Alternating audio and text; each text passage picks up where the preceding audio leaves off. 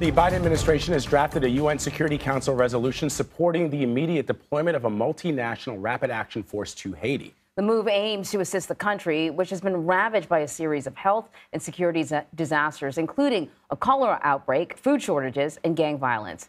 So Weijia Jiang joins me now from the White House, to talk a little bit more about this. Weijia, this draft comes in response to a letter from the UN Secretary General requesting support for the Haitian National Police. How might the U.S. military fit into that plan? That's right. So after they made that request, the U.S. sent a delegation over to Haiti earlier this month and to assess with leaders there on the ground what they could do. And then after that, on Sunday, we know that the U.S. transferred military equipment to Haiti. So that includes armored vehicles, that includes other equipment, security equipment, and other supplies that they would need to protect the people there, to fight against criminal actors, and even to make sure that the resources, as a result of the various different things that they're dealing with, including cholera, are able to reach people. So they've already taken that action, and the U.S. has committed to doing even more. They did that in partnership with the Canadian military, which has also pledged to continue doing whatever they can to provide assistance while Haiti undergoes such a dire time. And so aside from that, I think there will just be more assessments and more determinations to see what else they can provide without getting directly involved. Yeah, that's the question, Weijia. I note that Prime Minister Justin Trudeau of Canada earlier this morning tweeted that he brought the incident, what he's calling the incident response group, to address the situation in Haiti, and he shared some photos, or there have been some photos circulating showing Canadian planes on the ground in Haiti. But what other countries could be joining the United States, Canada, the United Nations in this effort? I think Mexico might be joining too. They have reportedly already started their efforts to do so.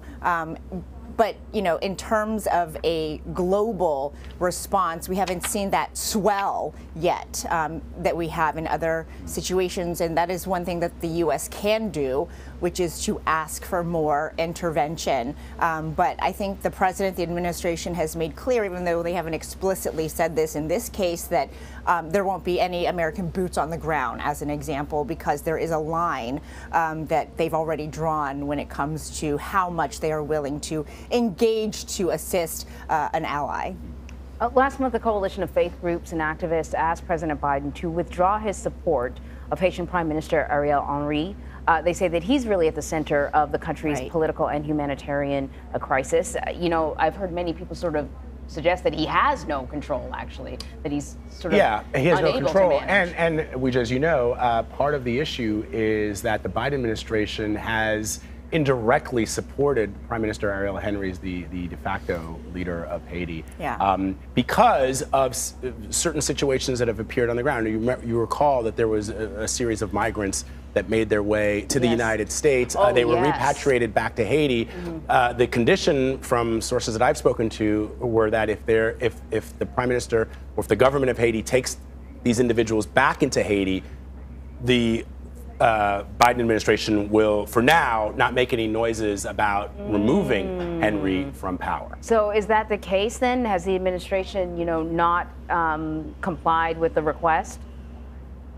Well, they haven't publicly answered to this. And of course, these are several protest groups, different organizations that are calling for the administration, for President Biden, to remove any kind of support for him. And in fact, they were out here at the White House several times protesting, but they have not gone there yet. And I think, we shouldn't expect that because, again, there is a distinction between offering support and aid to the Haitian people and also getting directly involved with, the people in power, not only there, but really any nation. And so I think that the administration might be weighing a response, but so far have not officially said whether they will or will not continue to support the president. And of course, many Haitians on the ground are not in support of seeing any kind of international coalition or force on sovereign Haitian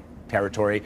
Understanding, of course, that there are really dire problems within the country of Haiti, but many Haitians feel that it's up to them to fix those problems internally, that every time the United Nations or the United States has ventured into Haiti, it has not worked out well. It has not worked out well for the Haitian people. Not a good track record. So, Weijia, let me switch gears and ask you about some remarks that the president is expected to deliver on abortion rights. What are you hearing that we will expect to hear?